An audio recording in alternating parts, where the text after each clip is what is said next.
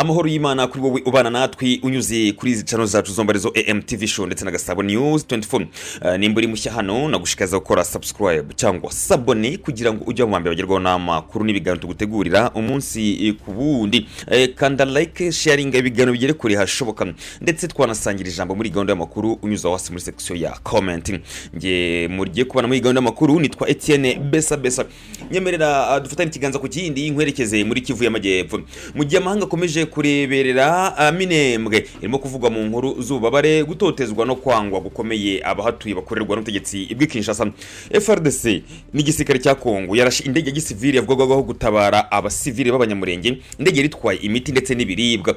Ni igikorwa cyamaganywe bikomeye n'amatsinda arwanya ubutegetsi bwa Kinshasa ndetse n'abaturage bato muri ibice bya Minembwe bo ubwabo. Ariko se niki gituma leta ya Kongo ikomeje guhohotera abaturage bo mu bwoko bw'abanyamurenge kuko inzego zayo zikunze kwibasira duce dutuwe n'aba baturage kandi ibyo bikorwa bigakorwa kenshi mu gihe cy'agahenge. Muri iyi nkuru turasesengura isura y'ivangura rikomeje gukorerwa abanyamurenge, turebere hamwe uko igitero cya drone cyangije indege yarizanye imfashanyo zirimo imiti n'ibiribwa. Tunagaruke ku yindi nkuru y'inka z'abaturage Zanyazwe ahitwa mu bijabo, ndetse tunagaruke ku rupfu rw'umwana watoraguye imbunda agatangira kuyikinisha kumwe na mugenzi we bikarangira yivuganye mugenzi we. Ibi byose ni ingaruka z'intambara no kuba intwaro zikomeje kunyanyagizwa mu bice bitandukanye bituyemo n'abaturage. Nguhaye ikaze nge mujye kubana muri gahunda y'amakuru nitwa Etienne Besa.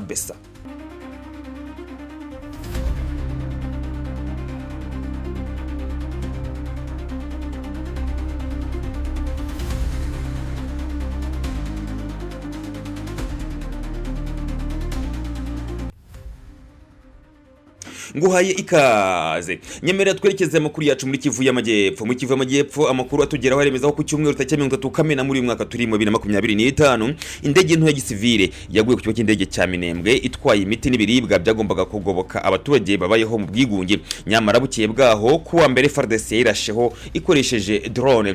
Umuvugizi w'igisirikare cya Repubulika ya Demokarasi ya Kongo Fardc yitwa Major General Sylvain Ekenge yavuze ko iriya ndege itaramenyekana kandi yarenze ku bubasha bw'igihugu.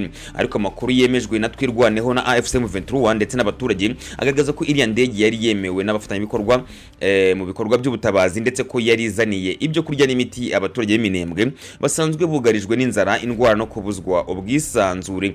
Umwe mu baturage yagize ati iyo ndege ntabwo yari intambara ahubwo niyo yonyine yari izanye ubufasha ku baturage bacu. Kuba Fardc yirasheho n'icyemezo cy'ubugome. Ntabwo ari ubwa mbere ibikorwa bya gisirikare cyangwa imitwe yitwaje intwaro byibasira abanyamurenge. Ubu ibirego bikomeje kwiyongera bivuga ko Fardc korana n'abarwanyi ba Mayimayi bagamije kubambura ubutaka, kubabuza ubuzima busanzwe no kubatera ubwoba buri munsi. Kuwa kabiri tariki ya 2 Nyakanga muri uyu mwaka turimo umutwe wa Mayimayi wibumbiye mu kiswe wa Zalendo winjiye hitwa mu bijabo hafi ya Minembwe wambura abaturage inka zigera kuri 50. Inka zatwawe mu ijoro ubwo abaturage bari bazisize mu biraro. Ubu ngubu birwa ko abaturage bari kurira ntacyo basigaranye.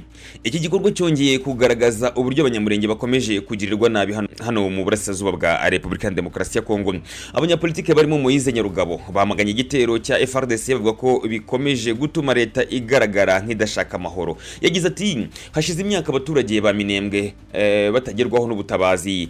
Kuki aho batangiye kugerwaho n'ubutabazi leta yihutira kurasa ku bufasha bwari bugiye kubagoboka?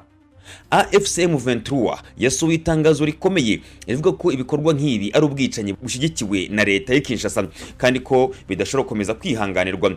Bavuze ko leta ya Kinshasa igambiriye gutsemba ubwoko bw'abanyamurenge mu nzira y'ubugome.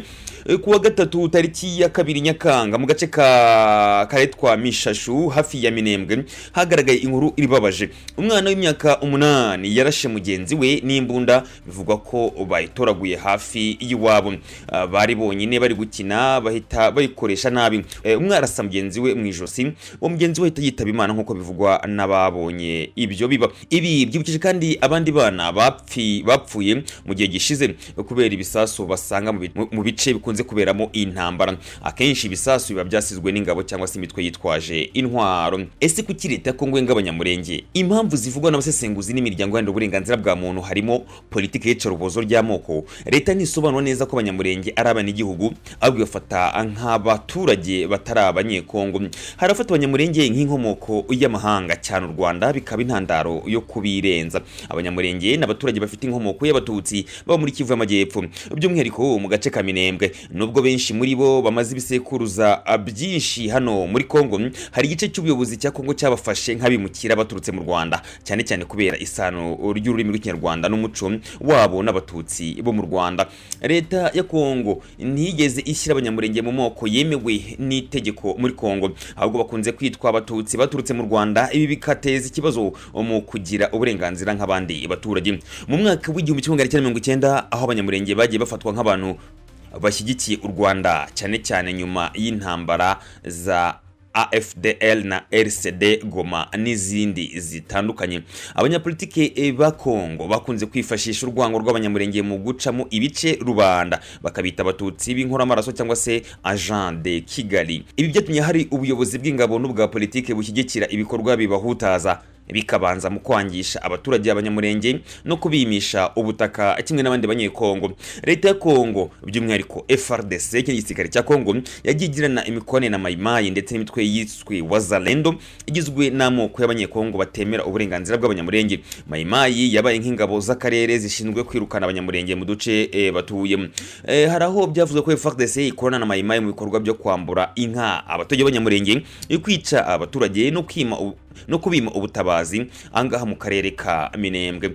Kuva mu ntambara za mbere za Kongo mu mwaka w'1996 kugeza mu mwaka w'1997 hashyizwemo ibitekerezo bishinja abanyamurenge gushaka kwiyomora ku gihugu, kwigaragaza nk'abasumba abandi baturage b'abanyekongo, kuba ibikoresho by'abanyamahanga cyane cyane u Rwanda. Ibi byagize uruhare runini mu gufata icyemezo cyo kubabuza ubufasha, kubatoteza no kubabuza amahoro nk'abanyekongo basanzwe. Mu myaka yashize nabwo hari ibyifuzo byo guha Minembwe uburenganzira nka teritwari cyangwa se akarere. Hari bamwe mu bayobozi bakuru harimo na Perezida Felix Tshisekedi babihagaritse, bivuga ko gutanga uburenganzira kuri Minembwe byafatwaga nko gutanga igihugu ku batutsi, cyangwa ngo no gutanga agace ku Rwanda, cyangwa no gutanga akagace ku Rwanda. Ibi byasembuye uburakari mu banyamurenge, bibaza impamvu leta ya Kinshasa itaba uburenganzira kimwe n'abandi banyekongo. Kuba leta ko ikomeje kwibasira cyangwa se guceceka kwihohoterwa rikorerwa abanyamurenge si igikorwa cy'ubwirinzi nk'uko babivuga, ni iyicarubozo rishingiye ku bwoko rifite imizi mu mateka maremare y'amacakubiri, irondabwoko n'imitwe yitwaje intwari ikorera ku ruhande rwa leta. Minembwe yahindutse ikibuga cy'intambara ya politike. Ariko se mu by'ukuri ubu bwicanyi bukorerwa abanyamurenge batuye mu ibice buzarangira? Minembwe iratabaza, abaturage bayo barasaba isi kumva gutakamba kwabo, amahanga agafungura amaso, leta igahagarika gukoresha intwaro mu kubagabaho ibitero, abo igashyira imbere ibiganiro n'ubutabera. Uyu ni umusozo wacu w'iyi nkuru, reka ngushimire cyane wowe banatwe muri gahunda zacu z'amakuru za buri munsi unyuze kuri izi channel zacu zombarizo AMTV Show ndetse na Gasabo News 24. Amakuru nk'aya nakagaruka. Shalom.